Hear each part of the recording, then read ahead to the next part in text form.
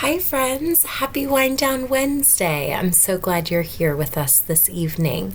Find someplace cozy to sit and we will get started. Today in class, we learned about National Native American Day. National Native American Day took place on Friday, September 22nd. And today it was so much fun learning about Native Americans. Speaking of learning, I'm still learning so many things. Teachers are always learners. You'll notice that I'm looking down at my phone or off to the side because I want to remember what it is that I want to share with you about what I've learned about Native Americans. Remaining open to continuous learning is one of our habits of mind we'll learn about. Even when you become a grown-up, it's so important that you remain open, you stay interested in learning. So let me share with you some information that I've learned. National Native American Day is celebrated, as I said, on September 22nd, 2023. The day is celebrated in America by people learning about the different kinds of tribes and cultures of the Native Americans. Hey, give a connection wiggle if we did that today. We did. In fact, I wanted to share with you everything we learned. I took a picture of the web that we created together while learning about Native Americans. So here's our schema, our background knowledge, information we know now about Native Americans. There are 500 different tribes. Wow! We learned about the 5 biggest and most well-known tribes today. Native Americans were known for hunting and fishing. They had very strong hunting and fishing skills. Cherokee, one of the tribes we learned about, that word means people with a different language. We learned that the word agriculture means it means farming, right? So agriculture is a different word or another word for farming. The Apache tribe built wigwams. We got to see an image of a wigwam, and that is shelter that they created. And we also learned that shelter is a place to live, some place to protect you. Oh, Native Americans wear certain clothing. We also learned that Native Americans were the very first people to live in the United States. It was so much fun learning about Native Americans. In fact, it was so great that I thought I would share with you something that is connected to Native Americans. If you're excited to see what it is, raise the roof. Look at this. I'm going to bring it to school tomorrow so that you may see it in person. This is called a totem pole. This is going to be one of those times where I look at my phone to check my notes to share with you what it is I've learned about totem poles. A totem pole shows figures that are part of a story.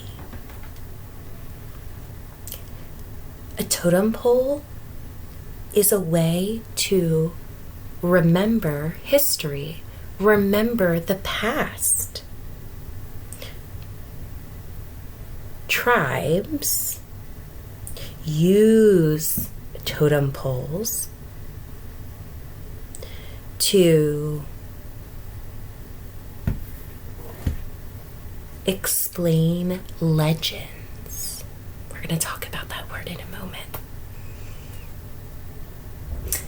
A totem pole is a symbol or represents or reminds people of characteristics of each tribe. Hey, that word characteristics reminds me of our bucket filling activity where each of you wrote a positive character trait to describe your friends in class. So a totem pole, when you look at it and you hear about it, it represents the character traits that would describe a tribe. Oh, I wonder about this totem pole. Let me tell you what I know about it. This is the Thunderbird totem pole. This totem pole is of the Raven clan. The top figure is the Thunderbird. Oh, and the Native Americans believe that the Thunderbird gives them strength and knowledge to build their homes. I think having this totem pole in our classroom would be helpful. It can inspire us and remind us to use our strength and knowledge in our class community. I'm looking forward to bringing this into school to show you. Now, I mentioned that word legend. A legend is a story that cannot be proven to be true. Today in class, when we were learning about Native Americans, we discussed that a fact is a true statement that can be proven, like the grass is green. It's a fact. You can prove it. It's a true statement. And if someone ever said, no way, grass isn't green, you could say, I can prove it. Come on outside. Let's look at the green grass. Can you share with someone at home one fact you know? One true statement that you could prove to be correct. You can pause the video to do that now. We're going to be listening to a story this evening. That's a legend. It's a story.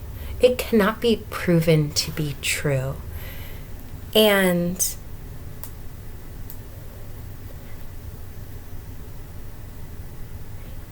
it's a story from the past, and it's believed by many people. It's called The Legend of the Indian Paintbrush, retold and illustrated by Tommy DePaula. Let's get started.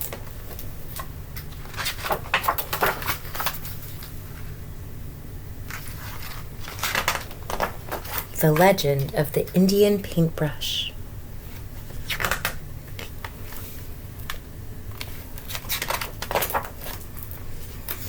The dedication says, "For my dear friends, Pat, Henry, and her husband Bill, who shared their part of Wyoming with me and didn't make me ride a horse. Many years ago, when the people traveled the plains and lived in a circle of teepees, there was a boy who was smaller than the rest of the children in the tribe. No matter how hard he tried, he couldn't keep up with the other boys, who were always riding, running, shooting their bows, and wrestling to prove their strength. Sometimes his mother and his father worried about him.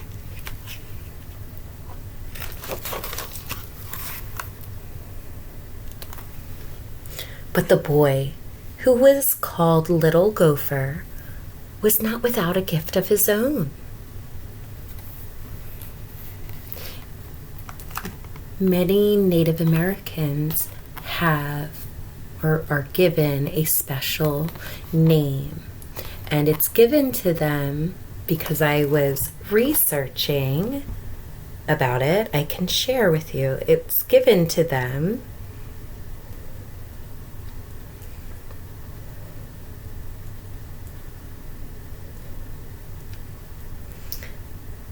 because someone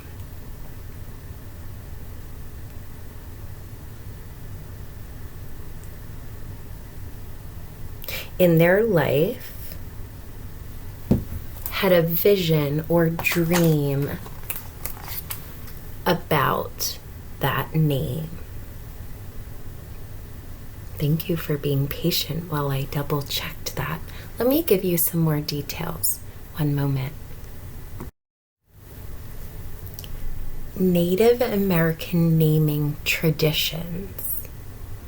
Something that happens over and over again. So this is a tradition. It really depends on the tribe. When a Native American is given a name, it's usually connected to nature or an animal. And the name is positive. A Native American name gives us some information about the personality of the person who has it. Oh, so I wonder about his name, Little Gopher. You can talk with a grown-up at home about what a gopher is. So from an early age, he made toy warriors from scraps of leather and pieces of wood, and he loved to decorate smooth stones with the red juices from berries he found in the hills. Oh, he sounds very creative. The wise shaman of the tribe. And a shaman is a guide. He understood that Little Gopher had a gift that was special. Do not struggle, Little Gopher. Your path will not be the same as the others. They will grow up to be warriors. Your place among the people will be remembered. Your place will be remembered for a different reason. Ooh. What do you think the reason is that he will be remembered by the people that he lives with? And in a few years, when Little Gopher was older, he went out to the hills alone to think about becoming a man. For this was the custom, a tradition, something that everyone in his tribe does. It was a custom of his tribe. And it was there that a dream vision came to him. Ooh, let's read about it. The sky filled with clouds, and out of them came a young Indian maiden and an old grandfather. She carried a rolled up animal skin, and he carried a brush made of fine animal hairs and pots of paint. If you like to paint, give a connection wiggle. The grandfather spoke. My son, these are the tools by which you shall become great among your people. You will paint pictures of the deeds or acts, right? Actions of the warriors and the visions of the shaman, and the people shall see them and remember them forever. The maiden unrolled a pure white buckskin and placed it on the ground. Find a buckskin as white as this, she told him. Keep it, and one day you will paint a picture that is as pure as the colors in the evening sky. Oh, think about what the evening sky looks like, right? When the sun is going down. And as she finished speaking, the clouds cleared, and a sunset of great beauty filled the sky. Raise your hand if you've ever seen a sunset like this. Little Gopher looked at the white buckskin, and on it, he saw colors as bright and beautiful as those made by the setting sun. Then the sun slowly sank behind the hills. The sky grew dark, and the dream vision was over. So what he was visioning, what he was seeing, was gone. Little Gopher returned to the circle of the people.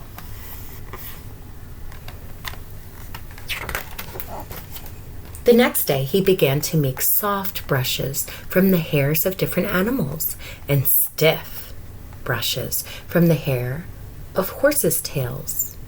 He gathered berries and flowers and rocks of different colors and crushed them to make his paints. Wow! Little Gopher is very creative. One of our habits of mind is creating, imagining, and innovating. He's doing that habit of mind. I'm excited to learn about it. He collected the skins of animals, which the warriors brought home from their hunts. He stretched the skins on wooden frames and pulled them until they were tight.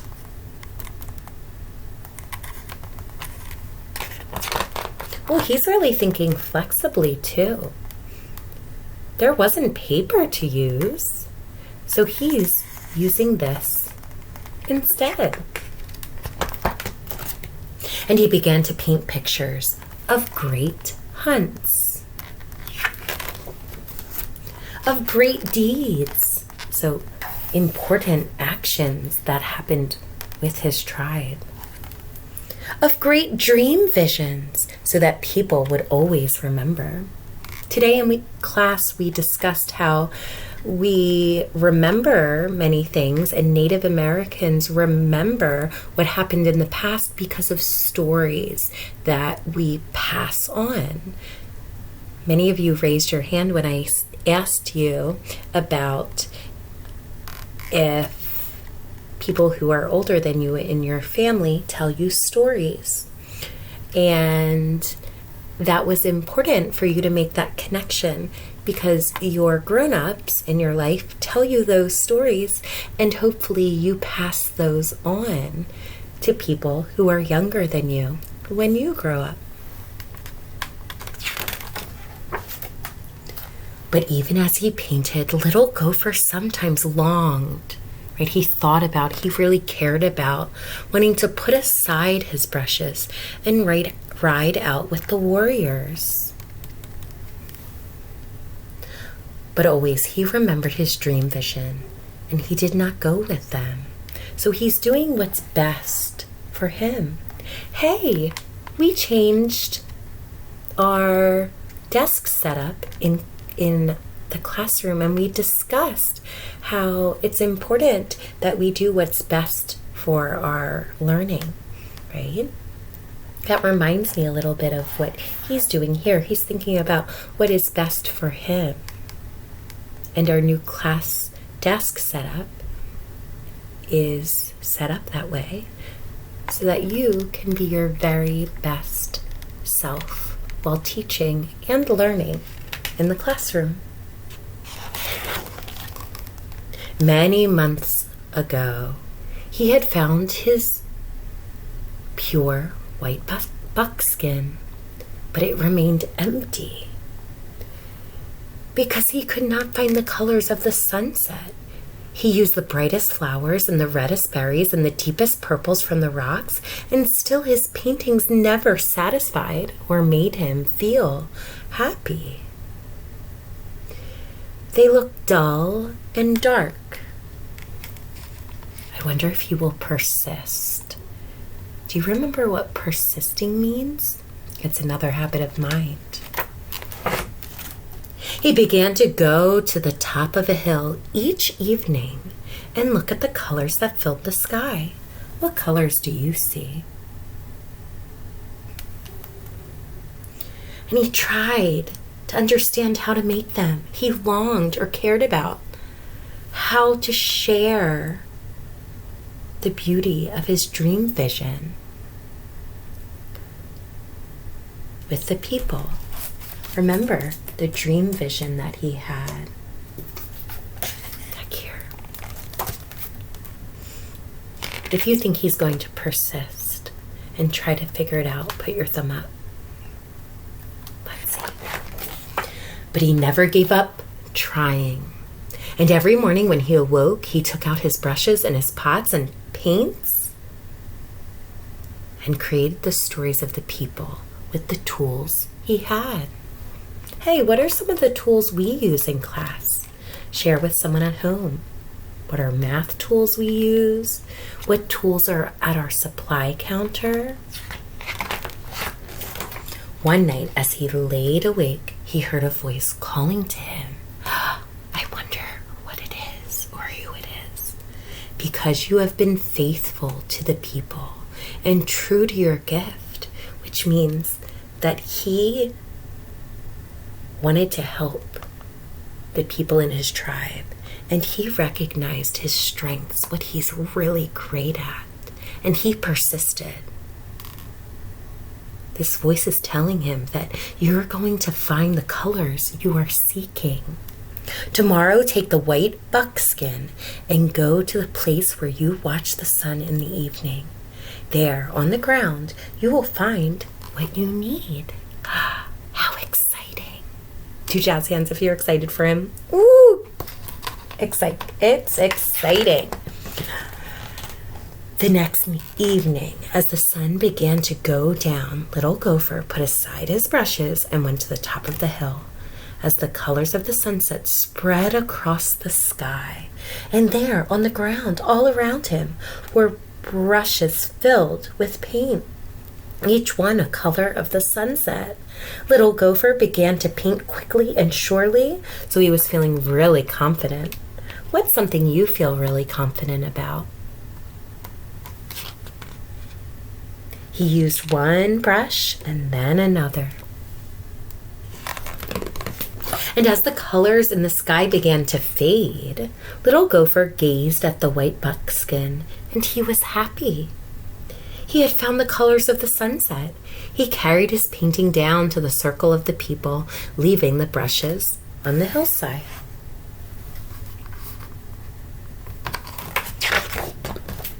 And the next day, when the people awoke, the hill was ablaze with color, for the brushes had taken root.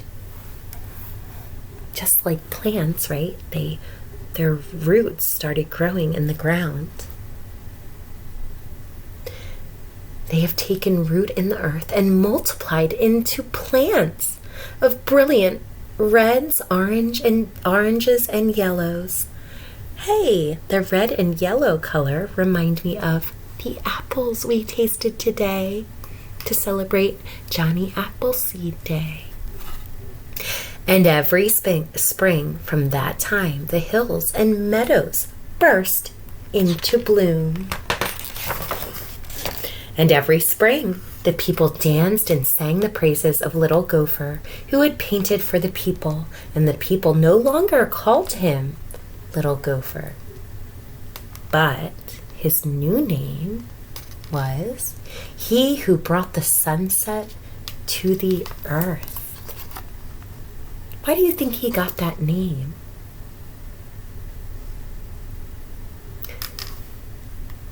All those colors that he used to paint the sunset are now all over the land.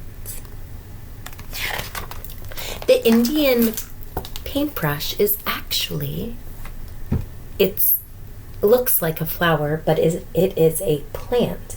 And I wanted to show you what it looks like. That's an Indian paintbrush plant. Before we go, I wanted to share a message from the author. The lovely red, orange, and yellow, and even pink Indian paintbrush blooms. Those plants bloom throughout Wyoming, Texas, and the High Plains, and has many stories connected with it. The story of the Native American artist in the story and his desire to paint the sunset was particularly meaningful to me as an artist. That's what Tommy DePaula said. There are many times, he said, when I wish I could go out on a hill and find brushes filled with exactly the colors I need. Who knows? Someday, maybe. The idea for doing a book on this spectacular wildflower came from my good friend Pat Henry after she had seen his other book, The Legend of the Blue Bonnet, which is the story of the Texas state flower. Pat is from Wyoming, where the Indian paintbrush is the state flower. The Indian paintbrush is a familiar flower to Texans, people who live in Texas. And in the book, I came across a brief and interesting account, right? He learned about in the story Texas Wildflowers, he learned about this beautiful plant. I love that Tommy DePaula remained open to continuous learning. He had to learn about the Indian paintbrush plant to write the story and do the illustrations. I can't wait to see you tomorrow. I hope you have a great evening, and I'll see you then with our totem pole. Good night.